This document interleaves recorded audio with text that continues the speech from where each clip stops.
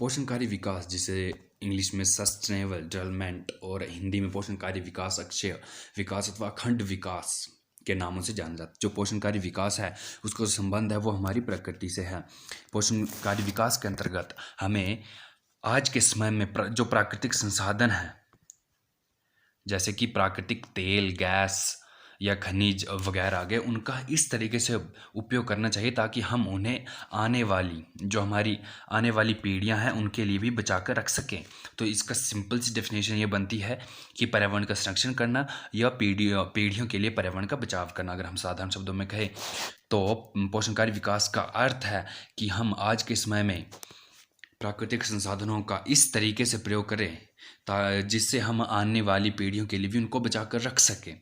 अब इसके लिए एक विश्व पर्यावरण आयोग 1987 की स्थापना की गई, जिसमें कहा गया कि अपनी ज़रूरतों के साथ आने वाली पीढ़ियों का भी ध्यान रखा जाना चाहिए, तभी पोषणकारी विकास का विकास हो सकता है।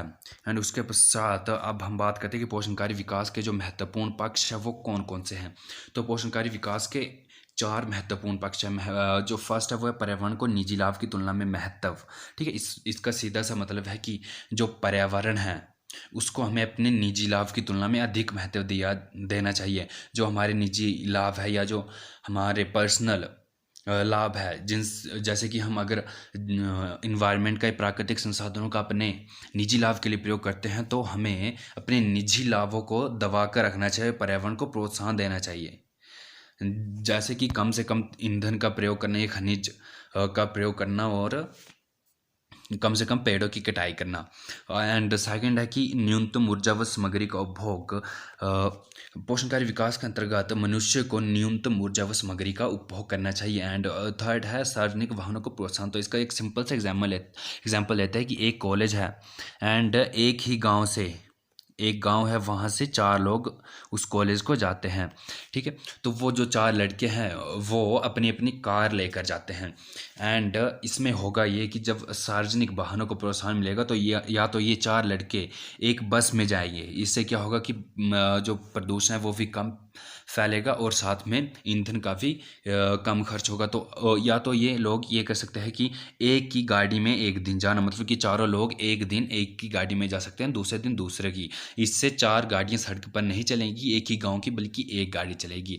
तो इसमें यह होगा कि सार्वजनिक वाहनों को प्रोत्साहन दिया जाएगा। अगर आपको थोड़ी दूरी पर जाना है और वहाँ तक बस जाती है, आप पैदल जा सकते हो, साइकिल पर जा सकते हो, तो आप वहाँ पर इन साधनों से जाइए, ना कि अपनी पर्सनल गाड़ी लेकर। एंड फोर्थ है कि विकास की शैली में बदलाव। ये मुख्यतः उन देशों के लिए है जो विकसित हो चुके हैं एंड और विकसित बनने के लिए बड़े पैमाने पर प्राकृतिक संसाधनों का उपयोग कर रहे हैं। तो उन्हें अपनी विकास की शैली को बदलना चाहिए और कम से कम पैमाने पर जो प्राकृतिक संसाधन है उनका प्रयोग करना चाहिए। एंड आता है पोषणकारी विकास की विशेषताएं क्या क्या हैं। तो पोषणकारी विकास की जो प्रथम विशेषता है वो ये है कि पोषणकारी विकास जो है वो प्रगतिशील एवं गतिशील है। एंड सेकंड है कि जो पोषणकारी विकास है वो नवीन धारणा, ये नई धारणा, ये ना ही अत्यंत प्राचीन धारणा है और ना ही अत्यंत नई, ये नवीन धारणा है। एंड थर्ड है सामाजिक परिवर्तन। पोषणकारी विकास से सामाजिक परिवर्तन को बढ़ावा मिलता है। ये समाज शास्त्रियों का मानना है कि पोषणकारी विकास से सामाजिक परिवर्तन होता है। इसके बाद है कि परंपरागत परिस्थितियों से आगे चलकर आधुनिक समय में पहुंचना। तो एंड अगर नेक्स्ट पॉइंट है पर्यावरण संतुलन। पोषणकारी विकास से पर्यावरण में संतुलन बना रहता है, क्योंकि कम पैमाने पर जो है वो पर्यावरण के साथ या प्रकृति के साथ छेड़छाड़ की जाती है। एंड फिर ये एक सकारात्मक घटना है। एंड इसके बाद है कि पोषणकारी विकास आज की ज़रूरतों से तालमेल बिठाता है। जो हमारा लास्ट पॉइंट है वो पोषणकारी विकास का महत्व।